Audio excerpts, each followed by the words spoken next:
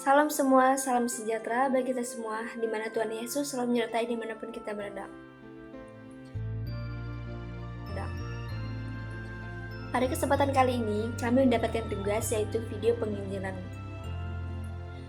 Sebelumnya, izinkan kami untuk memperkenalkan diri, dimulai dari saya. Perkenalkan, nama saya Rama Setiawati dengan NIM 25130911020 dari Prodi Biologi. Dan akan dilanjutkan dengan teman saya.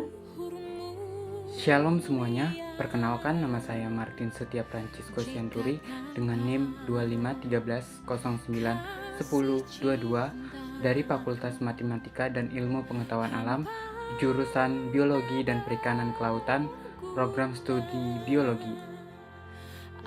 Shalom, perkenalkan saya Jehan Deswan Claudio Damani dengan NIM 2513091002. Saya dari Prodi Biologi.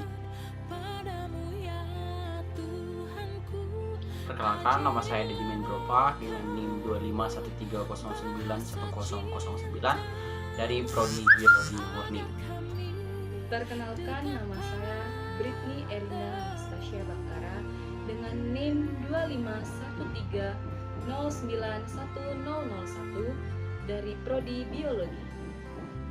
Halo, selamat siang, shalom. Perkenalkan, nama saya Cindy Saragi dari NIM 25130911013 dari kelas 1A Biologi. Oke, alangkah baiknya sebelum kita melanjutkannya, mari kita awali segala sesuatu itu dengan doa. Baik teman-teman, mari kita satu dalam doa. Terima kasih Bapa, terima kasih Yesus, terima kasih Roh Kudus. Tuhan, kami bersyukur Tuhan atas penyertaan-Mu sepanjang hari ini. Itu semua karena-Mu ya Bapa, dan kami bisa ada sampai saat ini, itu semua karena kasih dan kemurahan-Mu kepada kami. Ya Bapa, kami akan menyampaikan firman-Mu. Biarlah Kau berkati kami, urapi kami, bungkuslah kami dengan darah-Mu, dan juga apa yang kami sampaikan menjadi rema dalam kehidupan kami dan para audiens, dan kami pun bisa menjadi pelaku-pelaku dalam firman-Mu. Biarlah firman-Mu itu tertanam dalam hati, pikiran, perkataan, perbuatan kami, baik dan juga kepada audiens ini ya Bapak. Sertailah kami ya Bapak, dan juga kegiatan ini bisa berjalan dengan lancar dari awal pertengahan hingga akhir. Hanya dalam nama Tuhan Yesus Kristus kami telah berdoa dan mengucap syukur. Haleluya, amin. Untuk selanjutnya, penyampaian penginjilan kali ini yaitu dengan berjudul Hidup dalam Kasih dan Persatuan di Tengah Perbedaan. Target audiens dalam penginjilan ini adalah mahasiswa atau remaja yang berusia sekitar 17 hingga 23 tahun. Tujuan dari penginjilan ini yaitu agar mahasiswa mengenal kasih Kristus yang sejati.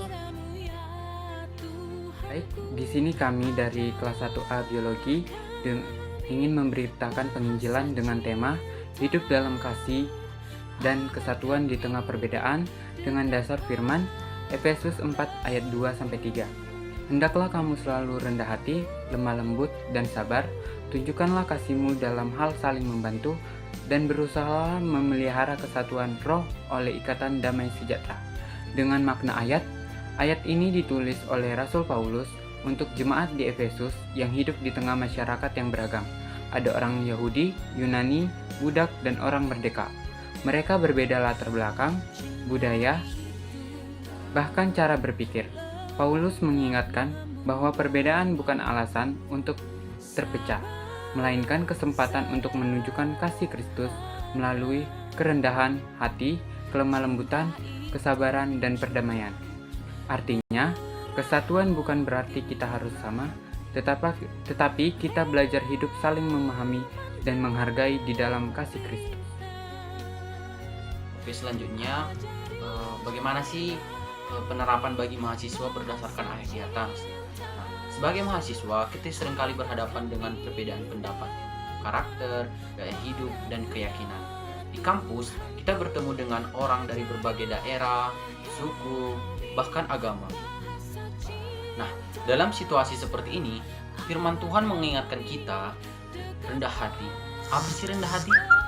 Rendah hati adalah tidak merasa diri paling benar ataupun paling rohani. Yang kedua itu lemah lembut. Lemah lembut di mana tidak mudah marah atau menghakimi teman yang berbeda pendapat. Yang ketiga adalah sabar. Sabar yang dimaksud adalah belajar menunggu dan memahami proses orang lain. Yang keempat atau yang terakhir, kasih dan damai. Kasih dan damai ini maksudnya adalah menjadi pembawa suasana yang menenangkan, bukan memperkeruh keadaan. Mahasiswa Kristen dipanggil bukan hanya untuk menjadi pintar secara intelektual, tapi juga dewasa secara rohani, membawa terang dan kasih Kristus di tengah perbedaan.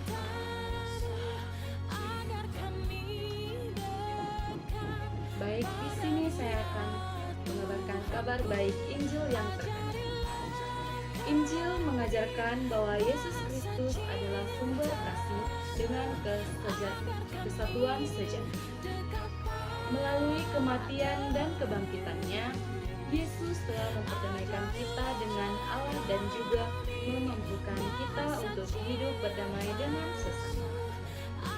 Dalam Efesus 2 ayat 14 berkata, "Karena dialah damai sejahtera kita yang telah mempersatukan kedua pihak dan yang telah merobohkan tembok pemisah." Jadi, hidup dalam kasih dan kesatuan bukanlah usaha manusia, semata-mata itu adalah hasil karya Roh Kudus dalam hati orang yang sudah diselamatkan oleh Kristus. Ketika kita mengizinkan Kristus mengubah hati kita, kita akan mampu menerima perbedaan dengan kasih, bukan dengan penolakan. Di sini saya akan menyampaikan pesan penginjil. Teman-teman mahasiswa, dunia kita sekarang mudah sekali terpecah oleh perbedaan, entah karena ideologi, agama, status sosial, atau cara berpikir. Tapi di tengah dunia yang seperti itu, Yesus memanggil kita untuk menjadi duta kasih dan perdamaian. Jika kamu belum mengenal Kristus, ketahuilah bahwa hanya di dalam Dia ada damai sejati, damai yang mempersatukan hati, bukan hanya sekedar memenangkan pikiran. Terimalah kasih-Nya dan biarkan hidupmu menjadi kesaksian tentang persatuan yang lahir dan ganjil. Sekian dari saya, terima kasih.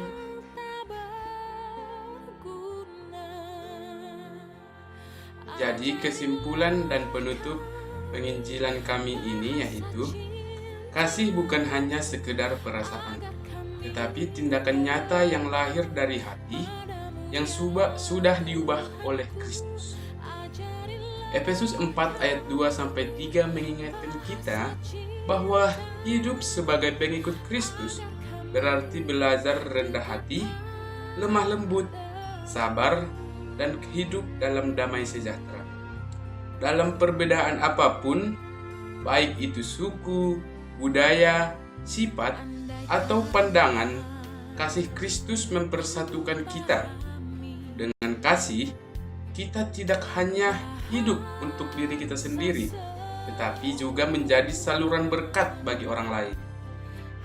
Kasih bukan hanya untuk diucapkan, tetapi untuk dijalani.